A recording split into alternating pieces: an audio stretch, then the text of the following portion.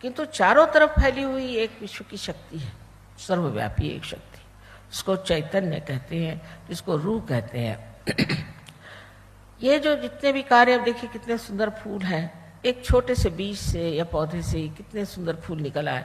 ये कैसे आए हम सोचते भी नहीं, ये आँख कैसी बनी इससे हम सोचते भी नहीं, कुछ सोचते ही नहीं। हम सोचते बस हम ठीक है इंसान बन गए सो बहुत होगा। लेकिन ये बने कैसे, अगर इधर आप ध्यान दें और ज़रा गंभीरतापूर्वक सोचें तो ये किसी न किसी वजह से बने हैं। और ये वजह ये है कि अब मनुष्य चेतना से ऊपर एक चेतना जो आत्मा की चेतना है उसे हमें प्राप्त करना। और वो जब चेतना हमारे शरीर को चेतित करती है तो हमारे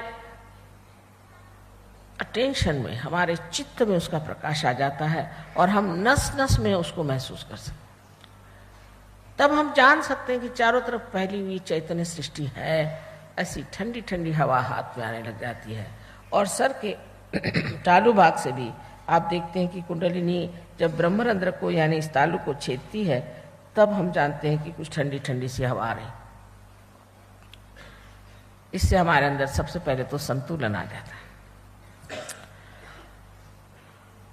संतुलन आने के बाद हमारे जो विचार हर समय हमारे खोपड़ी में घुसे रहते हैं वो ठंडे हो जाते हैं।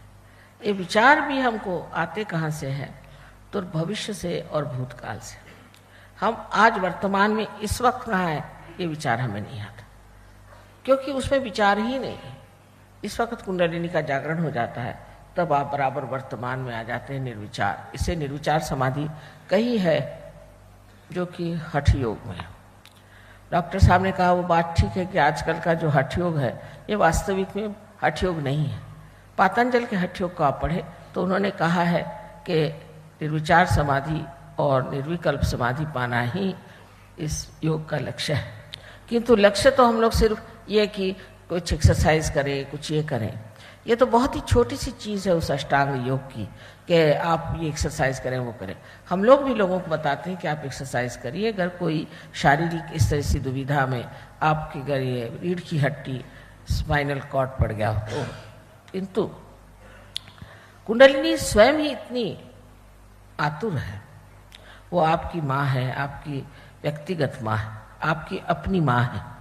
उस सब आपके बारे में जानते हैं कि वो स्वयं ही उठ करके सब चीज़ धीरे धीरे धीरे धीरे ऐसी सुंदरता से ठीक कर देती है कि आप स्वयं आश्चर्य में हो जाते ये कैसे। और उसके होते ही आपका सारा दृष्टिकोण, आपकी सभी चीज़ बदल ही जाती है, एक परिवर्तन सा आ जाता है। मैंने पहले ही कहा कि जीवंत क्रिया है।